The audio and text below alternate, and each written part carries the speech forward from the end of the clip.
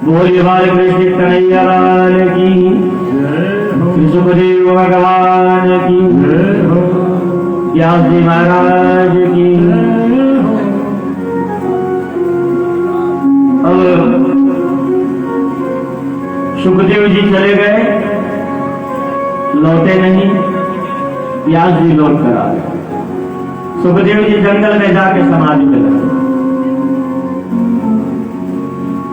आगे कहते हैं, एक साथ है सब सब, सब साथ है सब जाय।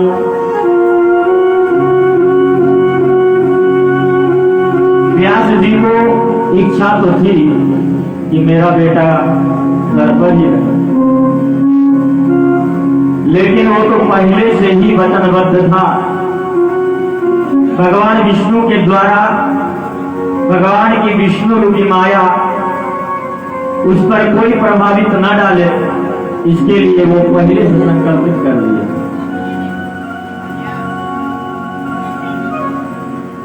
सुखदेव जी महाराज का जन्म हुआ। अब बहुत दिन बीत गए। नारद जी 4 मंत्र दे करके व्यास जी को चले गए, श्रीमद् भागवत महापुराण को ग्रंथ लिख डाले। अब इस कथा को कहने वाला कोई नहीं है। व्यास जी सोचने लगे कि इस कथा को कहने वाला अधिकारी कौन हो सकता है।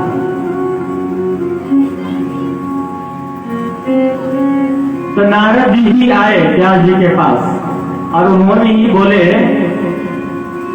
कि आप अपने पुत्र को ही इस कथा का अधिकारी क्यों नहीं बनाते।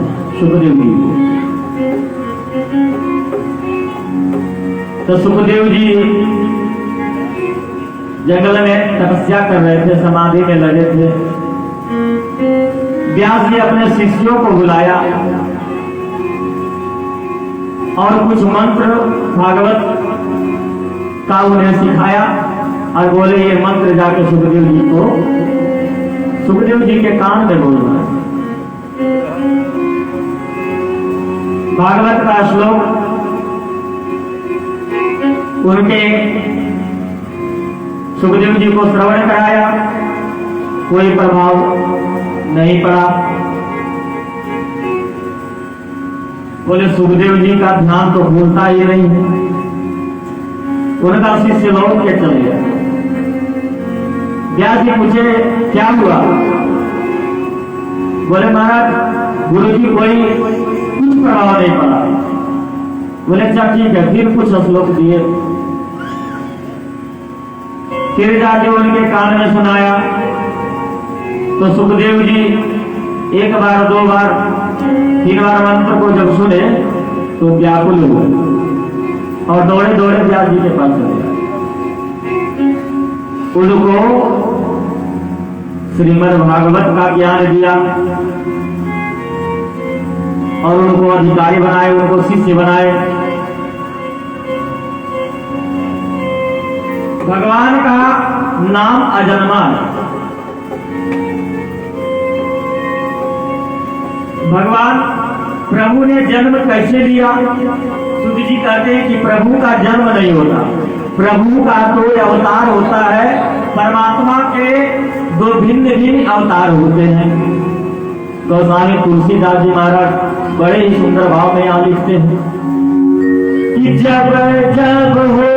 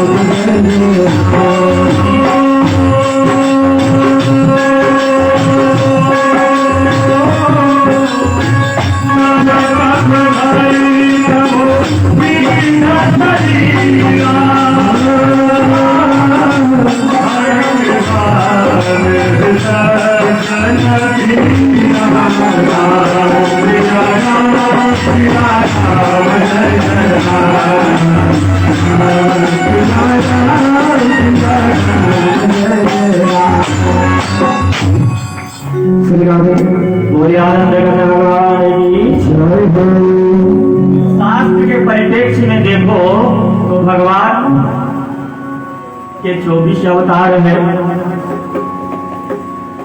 अब 24 अवतार कौन कौन से हैं। भगवान का 24 अवतार, वैसे तो किसी किसी पुराण में अपना अपना मत दिया है। कोई 24 अवतार बताए, कोई 28 अवतार बताए, कोई 26 अवतार बताए। लेकिन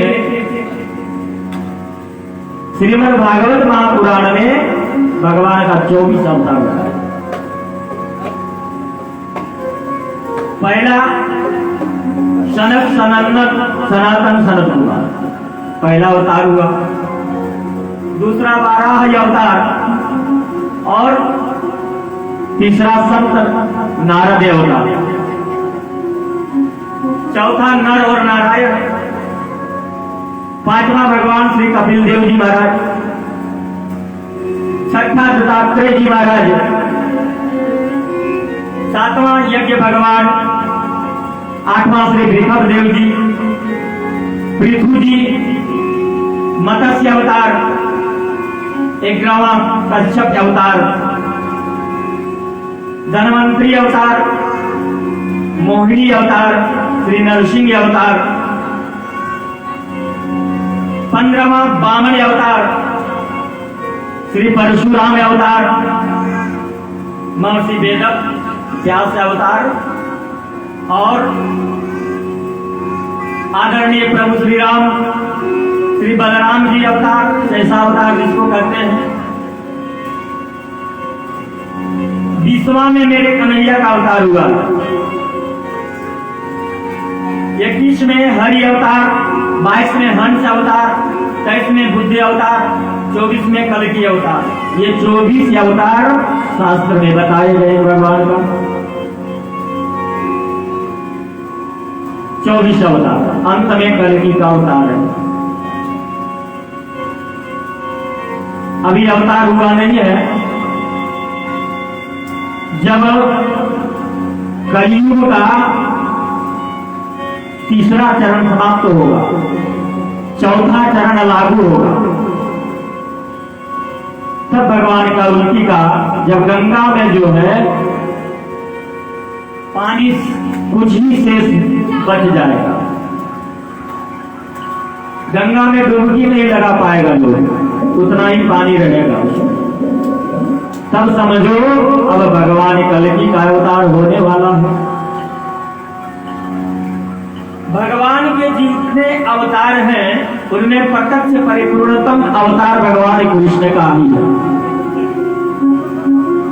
भगवान वैसे भी राम और कृष्ण दोनों एक हैं, इसमें कोई भेदभाव नहीं मानना चाहिए।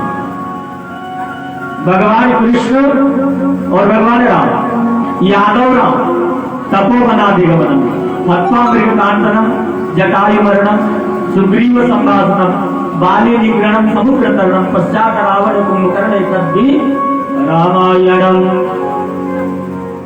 पहले राम आए, त्रेता में राम आए, द्वापर में भगवान कृष्ण आए। तो इसलिए दोनों का अवतार एक ही है। भगवान कृष्ण लीला अवतार है, वो मर्यादा के अवतार है, उनको मर्यादा पुरुषोत्तम कहते हैं। तो भगवान कृष्ण और राम में कोई भेद नहीं मानना चाहिए। भगवान कृष्ण के अवतार श्री रामावतार, राम और कृष्ण के अवतारों में अंतर नहीं मानना चाहिए। राम कृष्ण तो एक है, अंतर नहीं निमेष, इनके नयन गंभीर हैं, उनके चपल विशेष। एक के नयन गंभीर है, दूसरे के चपल विशेष। राम के नयनों में गंभीरता है और कृष्ण के नयनों में चपलता है। राम के नयनों में गंभीरता और कृष्ण के नयनों में चपलता। वस्तुतः राम कृष्ण दोनों एक ही तत्व है, अंतर नहीं है। राम मर्यादा पुरुषोत्तम है, मेरा गोविंद लीला पुरुषोत्तम है। बोले बाल कृष्ण कन्हैया लाल की। सज्जनों, राम ने जीवन में जो अनुभव किया, कृष्ण ने उसी को जीवन में गाया है। राम ने जो जीवन में अनुभव किया है, भगवान कृष्ण ने उसी को अपने जीवन में उतारा, प्रेम से गाया। अंतर कुछ नहीं। रामावतार में लक्ष्मण जी छोटे भाई थे, कृष्णावतार में वही लक्ष्मण जी बलराम बन के आए, बड़े भाई बने।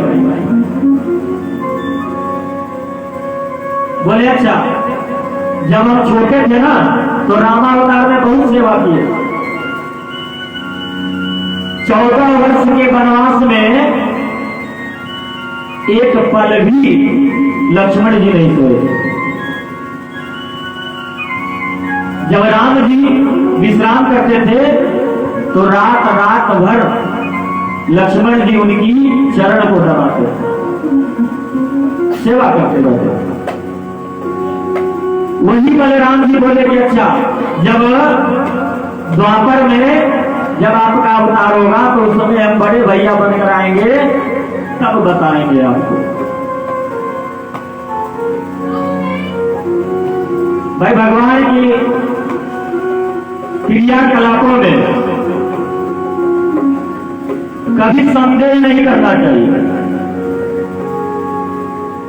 ये ईश्वर और प्रकृति जो है ना, ईश्वर और प्रकृति, ये दोनों के संयोग से ये संसार के समस्त जीवों का जो है निर्माण हुआ। ईश्वर पुरुष है, प्रकृति स्त्री है, और ये ईश्वर और प्रकृति के संयोग से ये सारे संसार का निर्माण हुआ है।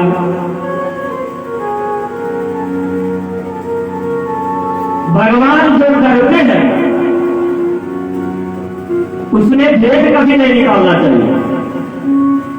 भगवान जो करते हैं वो अच्छा करते हैं,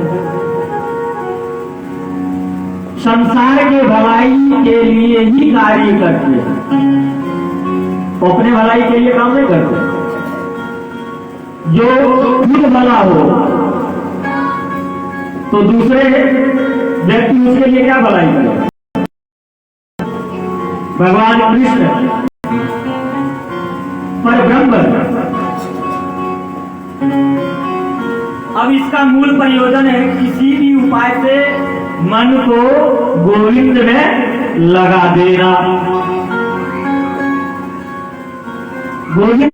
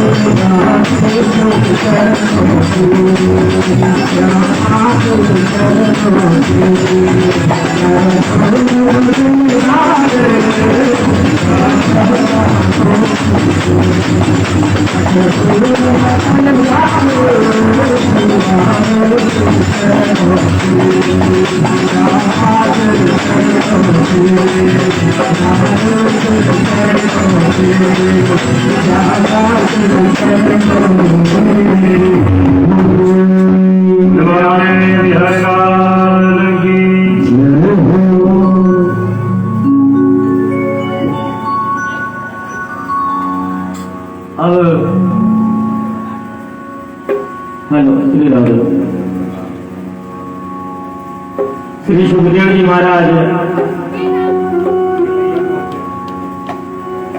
जब दौड़ करके आ गए व्यास जी के पास, अब व्यास जी उनका परीक्षा लेते, उनको जनकपुर में जनक जी के पास ले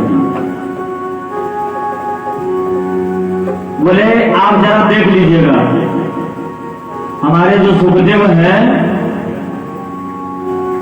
ये काम को जीता है कि नहीं, क्रोध को जीता है कि नहीं, इसका परीक्षा जरा ले लीजिए। सुखदेव जी जनक जी के पास गए, उनका संदेश जाकर के पहुंचाए, बोले कि अभी कर दो, 5 दिन तक वो खड़े रहे, मुझे टाइम नहीं है। सुखदेव जी महाराज 5 दिन तक खड़े रह गए, 5 दिन तक खड़े रह गए। जनक जी महाराज ने कहा कि वाह रे सुखदेव, व्यास जी को बोले कि आपके पुत्र सुखदेव जैसा न कोई है न होगा। ये तो काम क्रोध लोभ मोह सबको जीत लिया है। 5 दिन तक उनके दरवाजे पर खड़े रह गए, उनको क्रोध नहीं आया। अभी किसी के यहां कोई जाए और वो व्यक्ति कहा दे कि अब 2 घंटा के बाद इंतजार करिए, तो उनका क्रोध आंख से लाल लाल हो जाएगा। बोले कितना बड़ा आदमी हो गया है ये, कितना बड़ा व्यक्ति है कि मुझे 2 घंटा दरवाजे पर खड़ा कर रखा है, इसको टाइम नहीं है। सुखदेव जी महाराज घबराए और उनको भागवत का अधिकार मिला। बोले श्री सुखदेव जी महाराज की कल जो है, कल की कथा में आप श्रवण करेंगे भगवान कृष्ण का जन्म कथा। भगवान कृष्ण का जन्म होगा, क्योंकि कथा लेकर थोड़ा दौड़ना पड़ता, टाइम कम है और भागवत का आयोजन सप्ताह होता है, 7 दिन का होता है, तो 7 दिन में बहुत मुश्किल से पूरा होता है, बहुत मुश्किल से। सिर्फ भागवत को छूना पड़ता है और छू करके प्रणाम करके ही आगे निकलना पड़ता है, तो सप्ताह भागवत पूरा होता है। ये तो 5 दिन का समय है, इसलिए कल की कथा में आप सभी श्रवण करेंगे भगवान कृष्ण का कृष्ण महोत्सव, जन्म महोत्सव का आनंद लेंगे आप सभी लोग। और जो भी व्यक्ति अगर मैं बालक कृष्ण कन्हैया लाल के जन्म में जो कुछ चढ़ाना चाहे तो वो चढ़ा सकती है, न्यौछावर कर सकती है उनके जन्म महोत्सव। क्या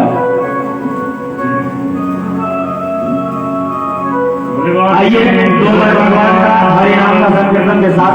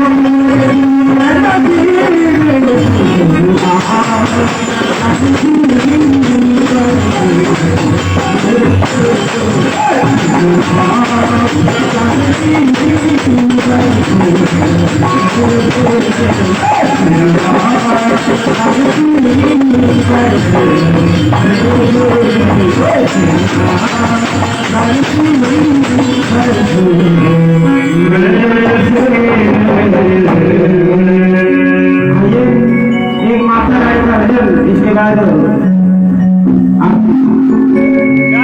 हमारे रमाकांत जी महाराज जी के निर्देशानुसार